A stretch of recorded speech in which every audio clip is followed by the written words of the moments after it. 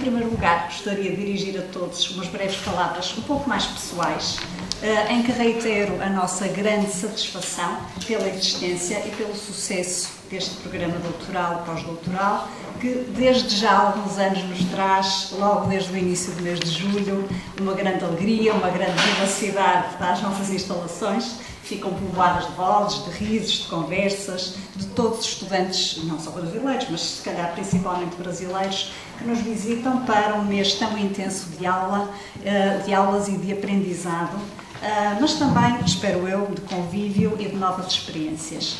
Todos os anos nós, enquanto docentes, aprendemos muito com a vossa presença aqui, tanto a nível académico como pessoal. A direção da Faculdade de Ciências Humanas e Sociais espera que também para todos vós a permanência e a relação académica que estabeleceram e continuam a estabelecer com a nossa universidade seja igualmente enriquecedora e gratificante a todos os níveis. Portanto, em meu nome pessoal, em nome da direção, os meus desejos mais sinceros, das maiores felicidades académicas e naturalmente pessoais também, a todos e cada um de vós que aceitaram participar connosco neste empreendimento. Desejo que esta experiência seja sempre frutuosa, marcante e memorável para vós, como certamente o é também para a nossa universidade. Portanto, em poucas palavras, sejam muito bem-vindos. Passo agora a palavra ao Sr. Professor Jorge Pedro Sousa, que certamente vos dirá um pouco mais sobre a jornada promissora que nos vai ocupar ao longo do dia de hoje, e onde doutores, doutorandos, pós-doutores, pós-doutorandos e docentes de jornalismo e estudos mediáticos vão estar reunidos para debater temáticas vocacionadas para o digital, uma área de evidente atualidade e relevância nos dias de hoje. Então, passo a palavra. Obrigado, Elsa. Gostaria, antes de mais nada, de agradecer à Universidade de Fernando Pessoa, na pessoa do nosso reitor, a possibilidade que nos deu de organizar esta jornada de trabalho da especialidade de jornalismo e estudos mediáticos do doutoramento em Ciências da Informação. Agradecer também, claro, a participação e o interesse de todos, dos colegas, professores da instituição e da nossa especialidade, que marcarão a presença durante o dia de hoje nos nossos trabalhos e, claro, de todos os já doutores, doutorandos, investigadores de pós-doutoramento, ex-investigadores de pós-doutoramento, que nos honram com a sua presença. É uma jornada de trabalho que tem por objetivo contribuir para divulgar a investigação que está a ser produzida ou já foi produzida no âmbito do doutoramento e do pós-doutoramento na nossa especialidade e realçar os frutos que a atividade de investigação que nesta casa tem sido produzida, realçar os frutos que esta atividade já deu. Gostaria de apresentar, portanto, estas jornadas nós vamos ter 4 sessões de apresentação de comunicações. Cada uma das sessões terá, em princípio, 3 comunicações. Algumas pessoas que se inscreveram, infelizmente, não podem estar presentes. Espero que depois, no conjunto das restantes comunicações, não falte ninguém, mas à partida serão 3 comunicadores por sessões. Teremos um almoço gentilmente oferecido pela Universidade para todos, presumo que já tenham as senhas para almoço. Teremos também um coffee break da parte da tarde, oferecido gentilmente também pela Universidade. Agradeço ao Sr. Reitor a generosidade. Serão 2 ocasiões para nós confraternizarmos de uma forma mais tranquila após ou durante os trabalhos. E gostaria de realçar, e agora vou passar a pedir ao Gustavo o favor de passar aqui os slides. Gostaria de realçar também, com o apoio da Universidade de Fernando Pessoa, produzimos agora um primeiro e-book de acesso livre, com o contributo de vários doutores e doutorandos e pós-doutores pela nossa instituição,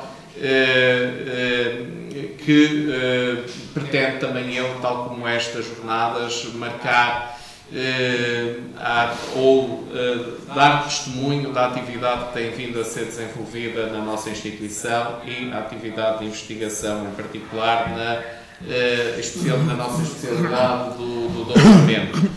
Eu presumo que haja interesse nisso, se a instituição nos continuar a apoiar, quer esta jornada de hoje, o Dia de Jornalismo e Estudos Mediáticos, quer esta publicação, terão continuidade. Eu espero que sim, por causa deste testemunho que dão. Eu gostaria de realçar as colegas e os títulos do livro coletivo, e se no próximo ano lançarmos um novo, ficam já todos os doutorandos e pós-doutorandos e pós-doutores convidados a participar. Portanto, todas estas pessoas que passaram por aqui, exceto em algum ou outro caso de coautores, um contributo da doutora Raniel Leal Moura sobre as crónicas de Maria Judite Carvalho e a narrativa do outro, da professora doutora Maria Érica Lima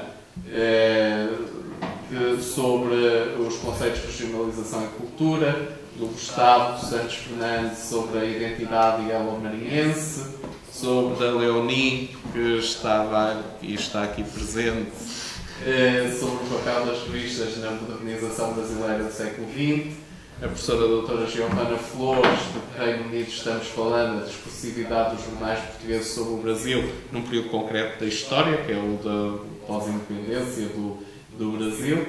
Depois, a Sueli, que não está, é uma doutoranda nossa, breve análise da imagem que a revista O Panorama dava do Brasil, 1837-1838.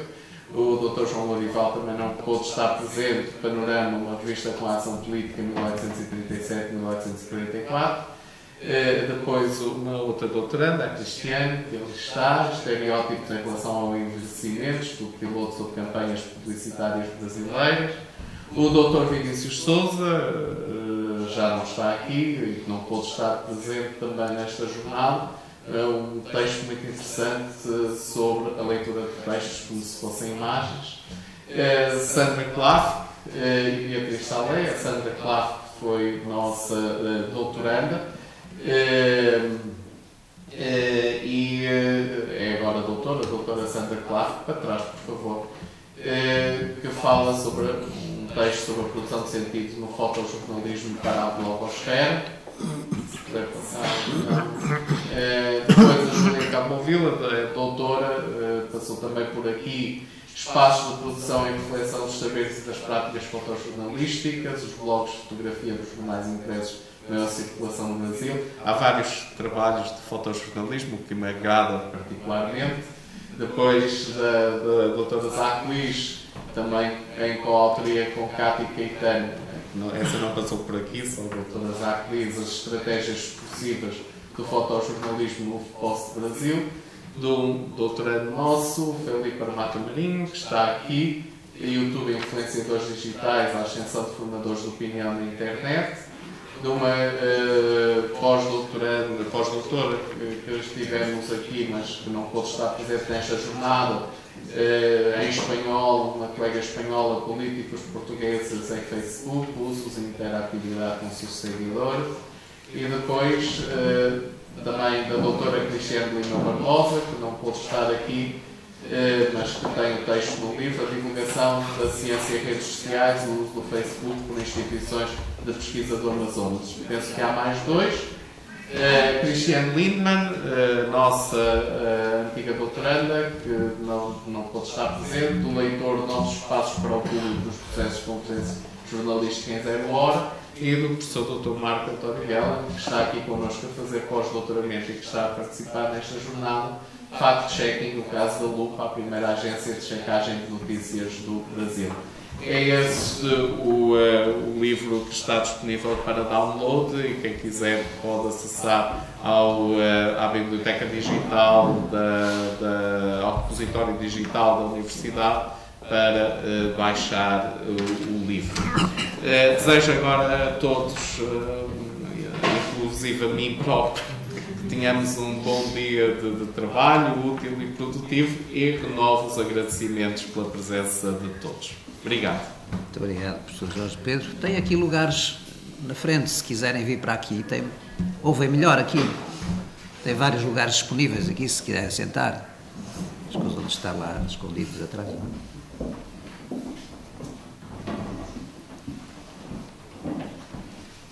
Que horas temos? Então, acho que vamos caminhar até o tempo. Muito bem. Muito bom dia a todos.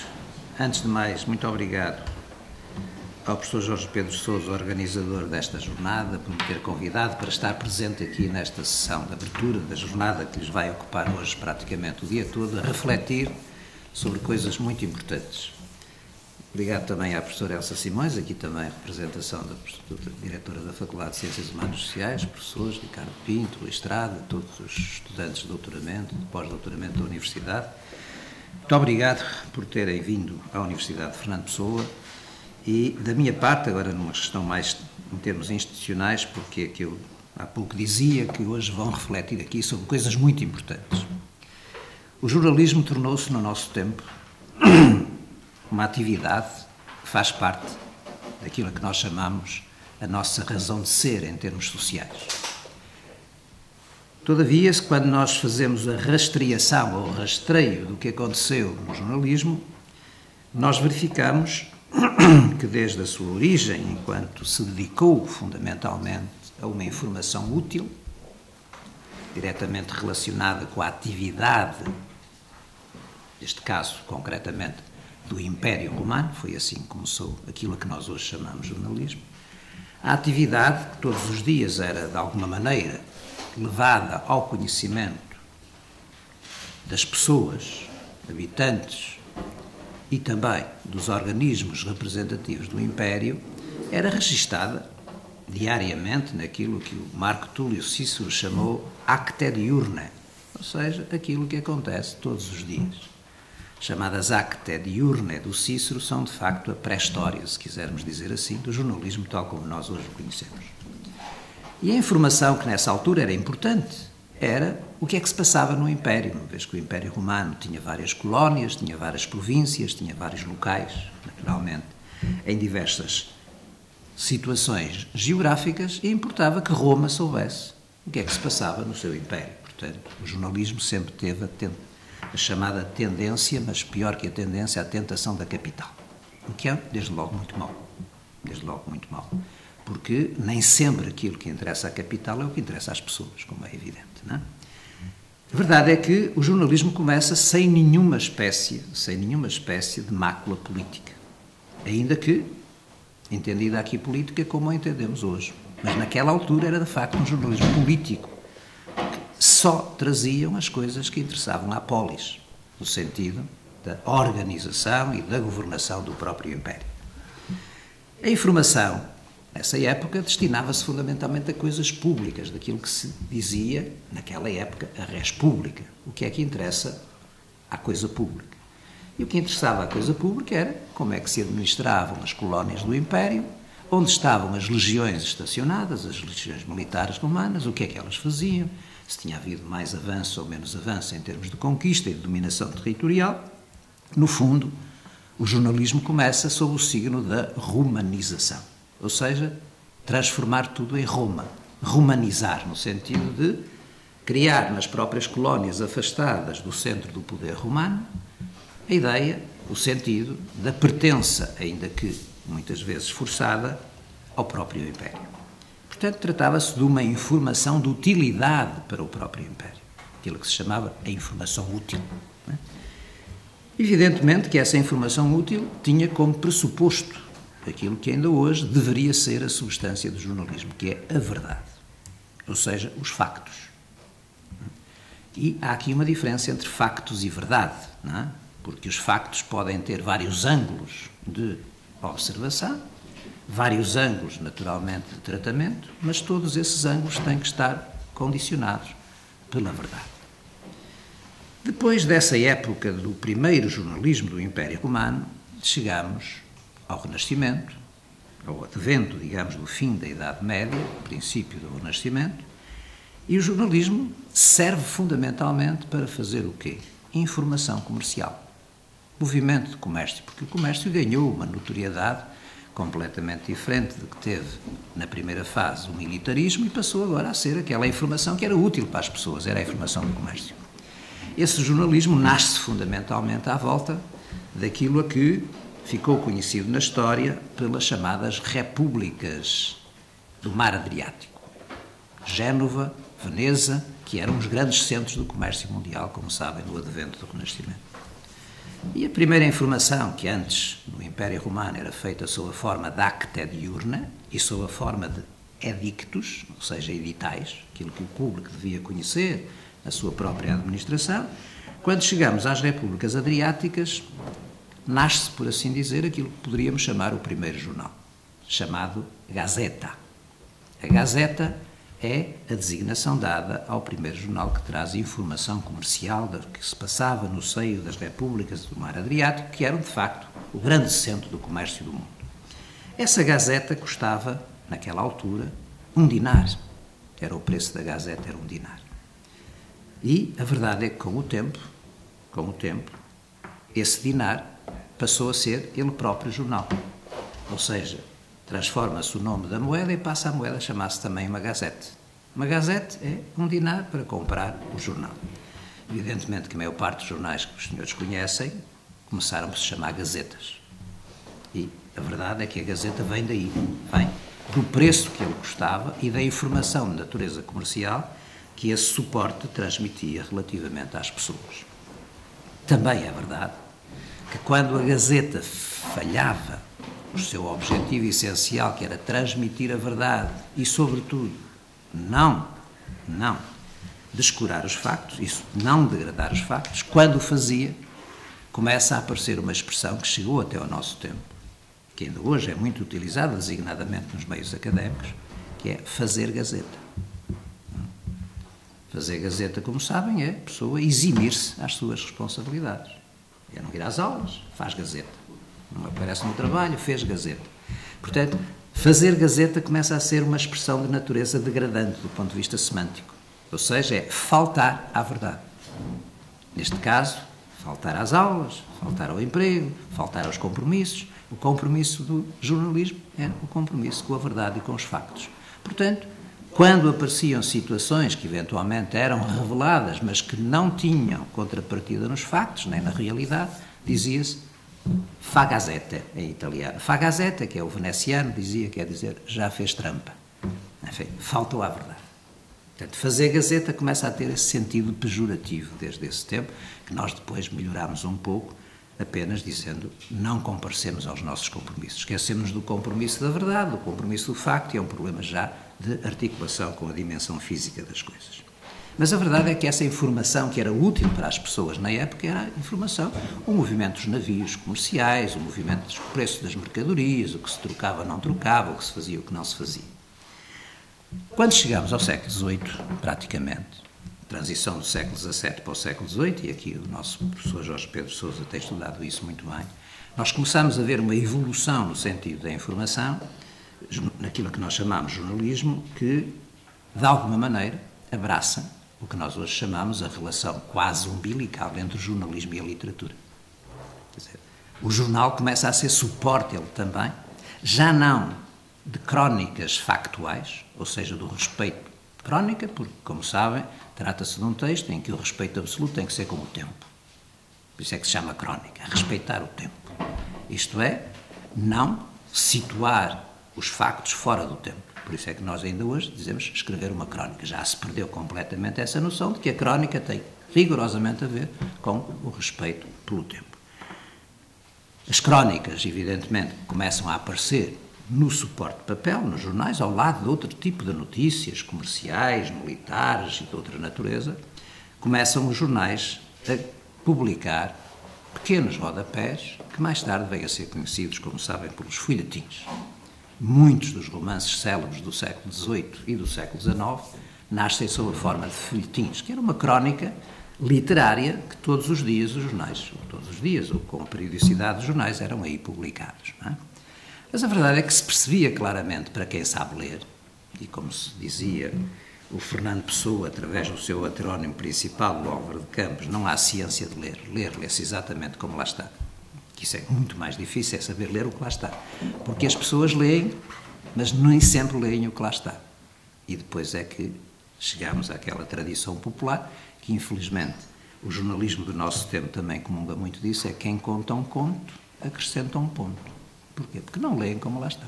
E ler como lá está é ler mesmo como lá está. Por isso é que a diferença fundamental entre o jornalismo e a literatura é que no jornalismo não há conotações, não há segundos sentidos. O sentido tem que ser unívoco, semanticamente referenciável e contrastado com uma realidade. Quando nós entramos no domínio da conotação, ou seja, dos sentidos sugeridos, dos sentidos figurados, saímos do campo do discurso jornalístico e entramos no campo do discurso literário. No discurso literário é que há essa possibilidade do licenciamento, da transformação semântica da realidade. E por isso, claramente, a partir do século XVIII, nós fazemos uma diferença absolutamente incontornável, como agora se diz, entre fictos e factos. O jornalismo faz-se de factos até hoje para poder ser um parceiro da história. Essa ambição que o jornalismo tem, legítima e correta, de ser parceiro da história, só o poderá ser se respeitar factos e não se fizer de fictos. Porque os fictos são próprios da literatura, por isso é que se chama ficção. Enquanto a narrativa jornalística tem que ser factual, a narrativa literária é ficcional. Porque se não for ficcional e for factual, deixa de ser literatura e passa a ser ou história, ou, naturalmente, narrativa própria do respeito pelo tempo. A grande vantagem que a literatura tem é que não tem que respeitar o tempo. Um dos objetivos e das ambições da literatura é intemporalizar, é fazer intemporalidades. Isto porquê? Porque a literatura, que é verdadeiramente literatura, discute as grandes causas da humanidade e essas causas da humanidade, felizmente, são intemporais. O respeito pelos outros, o respeito, enfim, pelos mais velhos, o respeito pela ordem social, o respeito pelas propriedades dos outros, tudo isto são questões intemporais. Em todas as épocas, estas são as grandes virtudes com que a humanidade foi, naturalmente, conquistando a sua própria autonomia e a sua própria dignidade moral, que é uma questão fundamental, como sabem, nos domínios da humanidade. Pois bem, se nós distinguirmos claramente os factos dos fictos, e se nós hoje pegarmos em muito do que se escreve nos jornais e separarmos claramente factos de fictos, ficamos com muito pouco impresso. Porque se separarmos as coisas, de factualidade há muito pouco. O que há mais, naturalmente, é comentário, é opinião, é pontos de vista. E diria, e essa é uma discussão que é interessante, o jornalista não tem direito à opinião? Tem, desde que o declare. Agora, não tem direito a transmitir o que as pessoas pensam que são factos quando não passam de opiniões. Que não são factos, porque o facto tem que ter um contrastivo. O contrastivo do facto é o tempo e a realidade. E, portanto, nós não podemos fazer um jornalismo de futuro, porque jornalismo de futuro não é jornalismo, são opiniões, são pontos de vista. Já aconteceu aqui em Portugal e certamente no Brasil e noutros países terão acontecido coisas idênticas. Com um jornal que até era muito respeitado na época, hoje já não existe, mas no tempo era um jornal muito respeitado. Em determinado momento, durante uma campanha eleitoral para a eleição da Presidência da República, estava previsto haver uma sessão organizada aqui no Porto por um movimento de apoio ao candidato. Essa sessão estava prevista ser realizada, num determinado dia, às 5 horas. Portanto, o jornal que saía de manhã, publica como facto aquilo que não era facto. Porque o facto é sempre a posteriori, o facto nunca é a anteriori, é sempre a posteriori. E publicou na primeira página que o general, neste caso António Ramalho Eanes, que era o candidato, teria às 5 da tarde uma sessão no Ateneu Comercial do Porto com o seu movimento de apoio, etc. E a verdade é que naquele dia o general Ramalho Eanes não pôde vir ao Porto. Tinha previsto vir, mas não veio. Quem um dia fizer, como faz aqui o nosso professor Jorge Pedro, a história vai dizer que naquele dia o general Ramalho Eanes esteve mentira, não esteve nada, não veio ao Porto. Saiu no jornal. Não devia ter saído. O jornal devia ter primeiro deixado que a sessão acontecesse e no dia seguinte noticiado. Isto chama-se respeitar o tempo. E o jornal, para ser verdadeiramente jornal, tem que respeitar o tempo, porque qualquer indivíduo mal avisado vai dizer que no dia tantos, às tantas da tarde, no Porto, o general Ramalhiano esteve uma sessão, mentira, não teve nada. Mas está lá escrito, pois está, mas está mal, não devia estar. Porque o tempo do jornalismo é o tempo do foi, não é o tempo do será. Isso não é jornalismo, é opinião, é crónica, opinativa, seja como, mas não é jornalismo. Jornalismo são factos. E esta realidade que, no fundo, se foi desviando daquilo que é verdadeiramente o jornalismo. Hoje o jornalismo não tem nada a ver com o que eu estou a dizer. O jornalismo é outra coisa. Né? Mas é outra coisa que, no fundo, se transformou num bem de consumo corrente, quase num bem cultural. Quase num bem cultural e, muito mais importante, e agora para o nosso tempo muito mais importante, é que esse bem cultural seja de facto contributo, ou possa de facto contribuir para cultivar as pessoas. E cultivar as pessoas no sentido de que elas fiquem com as informações de que precisam para fazerem um juízo crítico e analítico acerca daquilo que efetivamente os jornais lhe trazem. Mas há uma coisa que é essencial do ponto de vista do que é o jornalismo atualmente, que é o problema da opinião pública. O resto foi aqui citado, alguém vai falar aqui também da opinião pública. A opinião pública é uma coisa essencial para garantir o quê? O funcionamento democrático de uma sociedade. Sem a opinião pública não há, de facto, democracia. Mas a opinião pública esclarecida. Nós tivemos, aliás, um grande ensaísta, um homem que tem uma obra notável, produzida no século XX em Portugal, chamado António Sérgio, que sobre a questão da opinião pública produziu páginas fantásticas. Por uma razão simples, é que a opinião pública não é aquilo que está nos jornais. Os jornais deviam contribuir, de facto, para a formação de uma opinião pública esclarecida. A maior parte das vezes o que os jornais hoje contribuem é para formar um conjunto de coscovilheiros. Ou seja, um conjunto de comentadores de rodapé, de ensaístas de rodapé e de treinadores de bancada, que falam, enfim, porque leram os títulos dos jornais, às vezes nem sequer se dão ao trabalho de ler o texto, basta só o título, e a partir do título já fazem uma discursata, uma explanação que quem os ouve, assim, este indivíduo sabe do que está a falar. Só lê o título, não lê o resto. E como sabem, infelizmente, no jornalismo dos nossos tempos, em algum jornalismo dos nossos tempos, os títulos são o que vendem o jornal. Porque depois, quando as pessoas vão ler o texto, ficam muito desiludidas. Não tem nada a ver com o título, isto, afinal de contas, o que é que se passa? Mas estamos justamente no tempo dos, nós chamamos, dos placares, estamos no tempo dos outdoors, não é? E, portanto, o título do jornal valeu como outdoor. Chamou a atenção, o jornal está vendido, depois a pessoa vai ler, sente-se desiludida, mas para a formação da opinião pública não serve. Porquê? Porque, evidentemente, a opinião pública, que nós todos entendemos fundamental, deve ser esclarecida. E esclarecer uma opinião pública é, evidentemente, fazer com que ela ganhe um juízo crítico e analítico suficientemente autónomo para decidir por si próprio. E não propriamente para, na carneirada, né, decidir porque os outros dizem que é por aqui. Porque isso é o caminho fácil para a manipulação. Para a manipulação das consciências, para a manipulação das pessoas. E, sobretudo, hoje, o jornalismo, tal como nós o entendíamos, tem perigos imensos. São os perigos das chamadas redes digitais, né? Que chamam redes sociais, que de social não tem nada, são mais redes digitais, evidentemente, que é a confusão entre o meio e o fim. Né? E aí a dificuldade ainda é maior, porque todos nós sabemos o que é que anda por aí nas redes sociais, ditas redes sociais, todos nós sabemos a quantidade de jornalistas, entre aspas, que têm as redes sociais e que botam faladura, os blogueiros, os não sei quê, não sei o que mais, toda a gente, no fundo, utiliza a palavra não para aquilo que a palavra foi dada ao homem, como diz o velho poeta português, rei dos outros animais, não é? Foi-lhe dada a palavra para que ele pudesse discernir e ser capaz de, quando a usasse, o fizesse de forma sustentada, discernida e de forma, naturalmente, racional, o que não quer dizer que não se possa usar a palavra para fins emocionais. Não é? Muitas vezes com dois objetivos. Um, para a solução, e esse é um objetivo correto. Outras vezes para as paixões. E esse é um objetivo incorreto, porque normalmente a paixão desliga as pessoas da realidade e o seu desfecho, por vezes, é trágico. Isto para dizer o quê? Para dizer que numa universidade, isso para concluir e não os cansar, uma universidade que se propõe a ensinar jornalismo, tem à partida, hoje já não, porque hoje já está perfeitamente assumido que o jornalismo é uma disciplina científica que se pode perfeitamente ensinar nas universidades, deve ensinar-se nas universidades com a profundidade e com o método que todas as ciências convocam. Mas eu digo-lhes que quando fui um dos fundadores da Escola de Jornalismo do Porto, em 1982, os maiores adversários que a Escola de Jornalismo do Porto teve foram os jornalistas.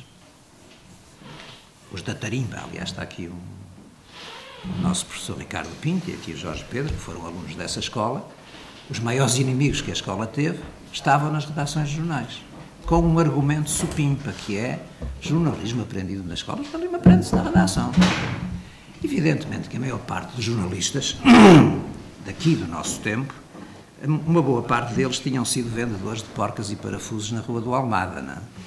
E que ao final de semana, nos tempos vagos, iam fazer a cobertura dos jogos desportivos entre o Viz e a Pasteleira, que são dois clubezinhos de bairro que aí estão, mandavam umas crónicazinhas para o jornal. Começaram, a maior parte dos jornalistas desta extração espontânea saíram pela crónica desportiva, ou seja, pelo relato desportivo, não é? Que eram pessoas que faziam, tinham habilidade para escrever, para fazer relatos e, de repente, transformaram-se em jornalistas. Tudo bem, pessoas que têm um enorme valor de autodidatismo extraordinário. Há uma coisa fundamental. A coisa mais preciosa que um jornalista pode ter é, evidentemente, o seu compromisso com o pensamento crítico, sustentado e verdadeiro, com o seu pensamento factual. Isso não se aprende a vender porcas e parafusos. Isso aprende-se a refletir, a raciocinar, naturalmente, e essa reflexão e esse raciocínio tem que ter uma base de sustentação. A base de sustentação é a cultura. Porque na Idade Média nós tivemos aqui em Portugal, para concluir, uma célebre polémica entre os chamados historiadores da outiva e os historiadores do documento. A grande polémica que houve em Portugal na Idade Média entre Rui de Pina e o Fernão Lopes. O Fernão Lopes era o historiador do documento. Vamos aos documentos. Vamos analisar o documento. E vamos, naturalmente, fazer da história uma ciência documental. É assim que começa a história, começa com a ciência documental. Aliás, a grande escola histórica do mundo, a chamada Escola des Annales, em França, aparece justamente por uma defesa intransigente do documento. Vamos à fonte, e a fonte é o documento. No Rui de Pina ele entendia que a outiva também era uma fonte histórica. E aí o Fernão Lopes contrariava inteiramente. A outiva não é uma fonte histórica. A outiva é uma fonte de informação que necessita depois dos respectivos filtros para concluir aquilo que há pouco eu dizia: quem conta um conto acrescenta um ponto. Portanto, a outiva não pode ser considerada uma fonte genuína da história.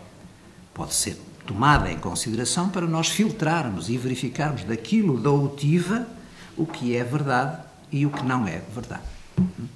E é por isso que na fonte documental, em princípio, quem documenta o que diz, falo com a noção de que está, obviamente, a ser lido para a posteridade. Por isso é que o princípio que os romanos enunciaram, que não é um princípio jurídico apenas, é um princípio justamente que é aprendido no Marco Túlio Cícero, quando os romanos diziam verba volant scripta manent. As palavras leva-as o vento. O que está escrito permanece. E, evidentemente, quando nós, à distância de séculos, vamos à fonte escrita, temos que ter, evidentemente, também presentes, e isso os jornalistas fazem isso certamente muito bem, o contexto, ou seja, o tempo relativo àquilo que foi escrito. Por isso é que o tempo é a grande substância do jornalismo, como é a verdade. Já não o é da literatura. Por isso é que a literatura, como se costuma dizer, faz-se de palavras e o jornalismo faz-se de factos. São coisas completamente diferentes. É evidente que a mediatização dos factos é feita pela palavra. Mas a palavra em jornalismo é um meio. Em literatura é um fim. O fim do jornalismo é o facto, da literatura é o ficto, ou seja, a criação de um mundo. Pode ter uma dose de verosimilhança ou não, de acordo com a literatura, poder ser uma literatura de mais fantasia ou de menos fantasia. Isto para dizer que, quando nós criamos a Escola de Jornalismo do Porto, a Universidade em Portugal, na altura, não aceitava o jornalismo como disciplina científica. Foi-me dito a mim, claramente, que não aprovavam uma proposta que eu então fazia à Faculdade de Letras do Porto, onde eu era professor, para criar dentro da faculdade uma licenciatura em jornalismo, foi medido que o jornalismo não tinha densidade científica para ser ensinado na universidade. Isto não foi no século XVIII, foi no século XX, em 1981. A verdade é que essa densidade científica compete-nos a nós na universidade criá-la.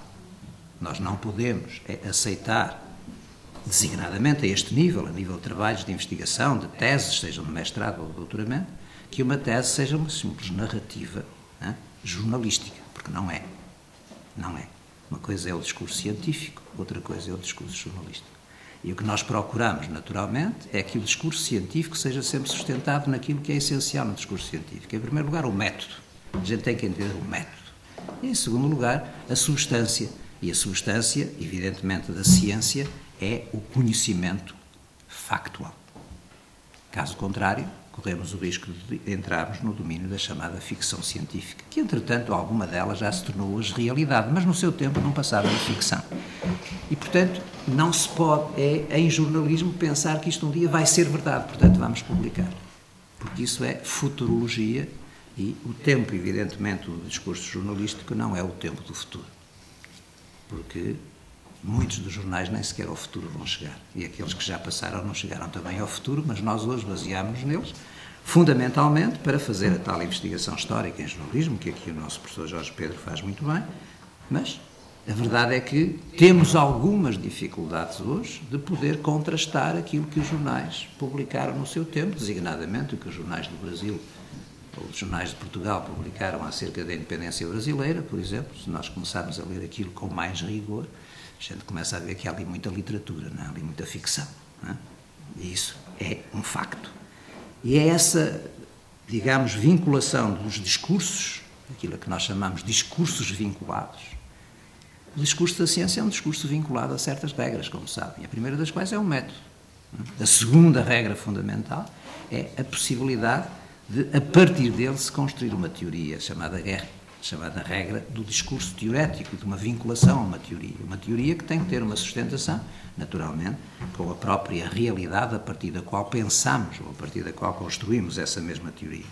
E a terceira dimensão do discurso vinculado, neste caso, discurso de vinculação, neste caso concreto, o discurso da vinculação jornalística do nosso tempo, é sabermos que hoje o jornalismo é mais um dos discursos, mas não é como já foi o discurso, para, evidentemente, lhe podermos atribuir essa dignidade de informação que cada vez mais é vinculada à chamada comunicação social. Hoje a comunicação social, como sabem, está aí nas redes.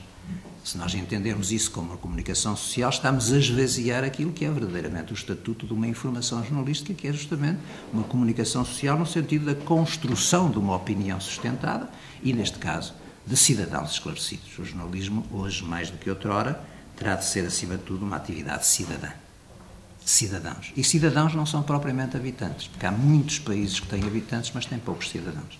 Por isso é que eles são subdesenvolvidos, não é? Porque é fácil manipular um habitante. Às vezes, com uma camiseta, pode-se comprar um voto, mas um cidadão não se compra com uma camiseta, como é evidente. Portanto, aqueles que verdadeiramente estão vinculados ao discurso da coisa pública, da res pública, ao discurso que sustenta essa res pública, é, como vocês conhecem bem, ou pelo menos também como eu, a teoria dos discursos vinculados. É uma teoria que vem desde o tempo, vejam bem, do Tales de Mileto, que foi o homem que inventou os discursos vinculados. Portanto, ela está na filosofia, é só uma questão de nós irmos rastrear no tempo essa vinculação discursiva, e é essa vinculação discursiva que diferencia depois as narrativas. As narrativas são diferenciadas em função da vinculação dos discursos, para não haver confusões entre literatura, jornalismo, entre jornalismo e história. Hoje, evidentemente, que a história tem mais dificuldade de ser feita do que foi no passado, porque no passado a história era muito documental, hoje tem que ser mesclada com as diversas mediatizações que se fazem das análises que se tem dos factos, mas a verdade é que tem que haver sempre uma vinculação. E a teoria dos discursos vinculativos é a teoria da identificação das narrativas.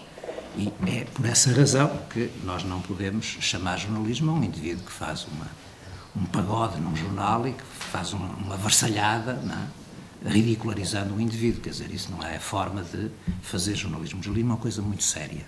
E a coisa que se exige dos jornalistas é que sejam sérios no sentido da honestidade intelectual e o seu compromisso com a vinculação discursiva. E a universidade disso não pode abdicar. A universidade não pode ser uma casa actorial ou tabeliónica para pôr carimbos em coisas que, na verdade, a universidade não tem a certeza que correspondem verdadeiramente a situações corretas com discurso verdadeiramente vinculado. Uma das maiores pragas que vocês sabem hoje a universidade estar a viver, também fruto do tempo que vivemos, é o plágio. Ou seja, o chamado roubo fácil, daquilo que nós, na República, chamávamos o raptimónio, que deu origem à palavra património. Se vocês virem nos edifícios, património da República, aquilo foi tudo raptimónio. Foi roubado a alguém, trocaram as letras e puseram património. Não é? Portanto, o património pertence de facto ao outro. Não é? O plágio é um raptimónio, não é um património. Não é? E a universidade hoje, infelizmente em geral, não é só aqui em Portugal, por todo o mundo, como certamente saberão, há uma enorme crescendo de fraude científica hoje pelo mundo, causada com um mandamento, lhes peço que nunca respeitem, que é um mandamento extremamente perigoso, mas que infelizmente é um mandamento que hoje anda por aí a gerir o chamado sistema científico mundial, que é dominado inteiramente, como sabem, pelas grandes multinacionais da edição. Hoje quem domina o sistema científico não é a ciência, quem o domina são as editoras, aquelas que são as donas das Elseviers, dos Lancelot, do JAMA, dessas coisas todas.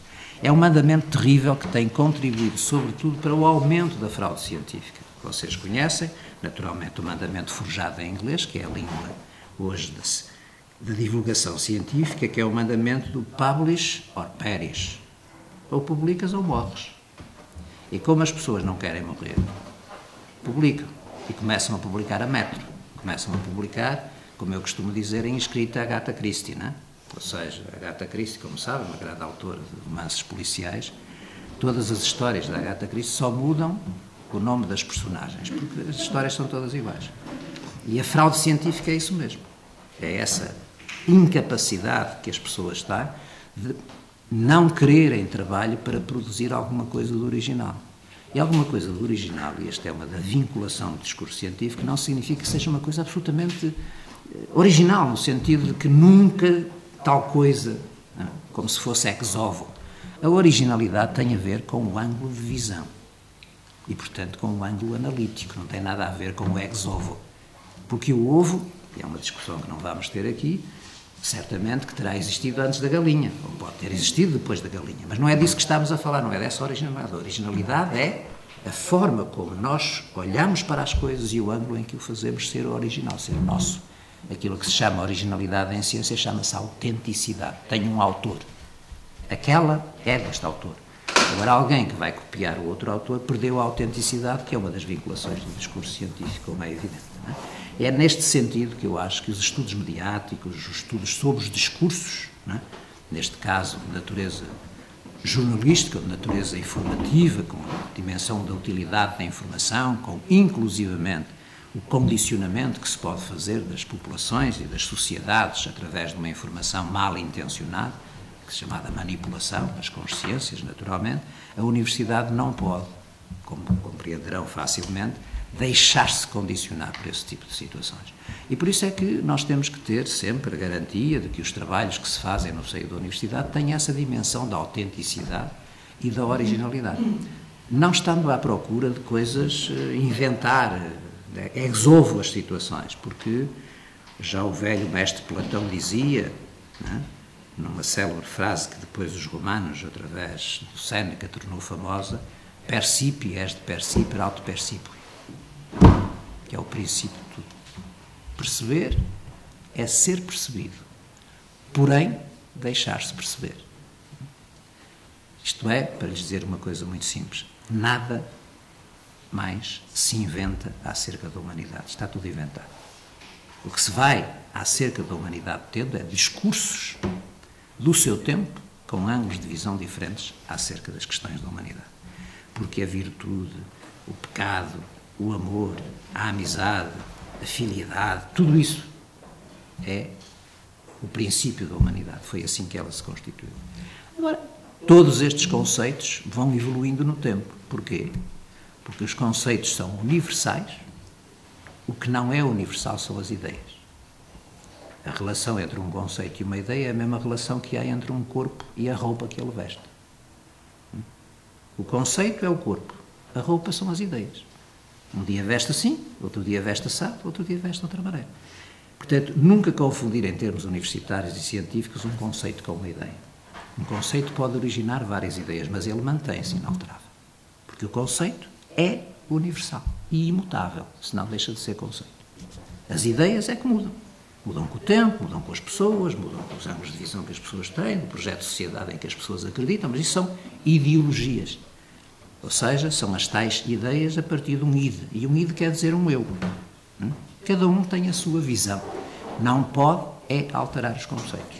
E por isso é que nós temos a felicidade, neste mundo dos conceitos, de quando dizemos cadeira, cadeira é um conceito que em toda a parte do mundo se chama cadeira. Pode ter vários formatos, vários estilos, mais design, menos design. Desde que sirva para sentar o fundo das costas e ter um espaldar para encostar as costas, chama-se cadeira. Independentemente do estilo que ela tenha, porque o estilo é ideia. Por isso é que o grande Buffon, o grande teórico francês, dizia le style c'est l'homme. O estilo é a pessoa. E o estilo são ideias, não são conceitos. E, portanto, na universidade, o respeito que nós temos de ter em absoluto é pelos conceitos. Não transigirmos nos conceitos. Evidentemente, ser tolerantes depois nas ideias, porque as pessoas podem ter várias análises, desde que elas tenham vinculações ao método científico, nada a opor, mesmo que nós, ideologicamente, não estejamos de acordo com o ângulo que a pessoa seguiu para analisar a realidade. Mas a verdade é que, para nós, o conceito é que é evidentemente fundamental. E isso é que defende a universidade. A universidade, no dia em que deixar-se invadir pela substituição dos conceitos por ideias, acabou. Porquê? Porque deixa de ser a casa do pensamento, a casa onde se aprende a pensar, a casa onde se aprende a ler. Porque uma coisa é ler, outra coisa é saber ler. Não é?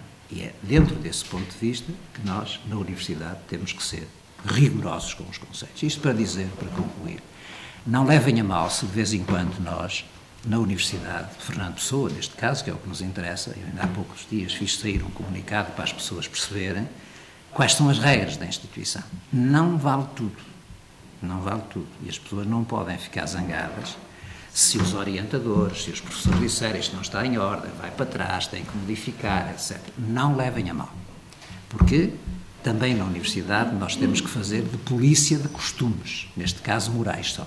E a moralidade científica é uma coisa fundamental para uma ética republicana. Ou seja, para nós termos a garantia de que estamos a lidar uns com os outros de forma transparente e correta e verdadeira. E não andamos aqui a tentar nos enganar uns aos outros. Não é? Porque isso não é bom, naturalmente, para ninguém, muito menos para as pessoas e para, neste caso, que é o que está aqui em causa, os estudantes, que pela via da tentativa de plagiar, enfim, pela tentativa de pequenos raptos, nós temos em português uma frase que é da nossa própria cultura, creio que vocês no Brasil também a terão: não há pior vigarista do que aquele que se engana a si próprio. E o estudante que, em vez de fazer um esforço de compreensão, de análise, de originalidade e de autenticidade naquilo que escreve, é mais fácil olhar para o lado e tirar-lhe as aspas, não é? Esse é um vigarista que é o pior de todos, que é aquele que está a tentar enganar a si próprio, não é? Ora, o que nós procuramos naturalmente na universidade é o caminho da consciência científica. E por isso é que o grande Rabelais, o mestre do Pantagruel, dizia que uma ciência sem consciência é uma dor de alma. E, portanto, façamos ciência com consciência. Fazer ciência com consciência é a vinculação, efetivamente, do discurso científico. Estas questões, para nós, são essenciais. Boas jornadas de trabalho para vocês. Desculpem a extensão da exposição que acabei de lhes fazer, mas isto só para lhes dizer que tudo é válido ser estudado na universidade, desde que seja feito com método e com rigor. Não há temas científicos, isso não existe. Todos os temas são bons para serem analisados e estudados de forma científica. E por isso é que esta tentativa que a universidade antigamente fazia, porque a universidade antigamente baseava-se muito na nobreza dos temas. Hoje tudo é possível de ser estudado na universidade, porque a universidade tem que estar aberta ao mundo, e o mundo é isto, é esta diversidade. Agora, há coisas que vale a pena estudar, porque são importantes para contribuirmos para o bem de todos, neste caso, para que a República melhore a sua felicidade, e a sua moral e a sua ética. Há outros assuntos que poderão não ter mínimo interesse de gastarmos tempo com eles. Todos os assuntos, todavia, são fundamentais na universidade, aberto ao mundo como nós somos, todos os temas são muito bem-vindos, independentemente, às vezes, pensarem que uma coisa não tem a ver com a outra. Tudo tem a ver com tudo, desde que seja estudado com honestidade, com rigor e com método. E, sobretudo, com o contributo que nós, naturalmente, em ciência, temos a obrigação de dar, que é fazer avançar um pouco mais. Fazer avançar um pouco mais a compreensão do tema ou do assunto que nós trouxemos para refletir na universidade. Agora, para o fazer avançar um pouco mais, temos que nós próprios ser autênticos e ser autores daquilo que nós produzimos como discurso dito científico. Muito obrigado pela atenção que tiveram comigo, muito obrigado ao professor Jorge Pedro. Naturalmente que a jornada vai correr muito bem, porque, obviamente, com os temas que aqui estão, com as pessoas que estão envolvidas nela, só pode correr bem. E se correr mal, foi por minha causa. Muito obrigado.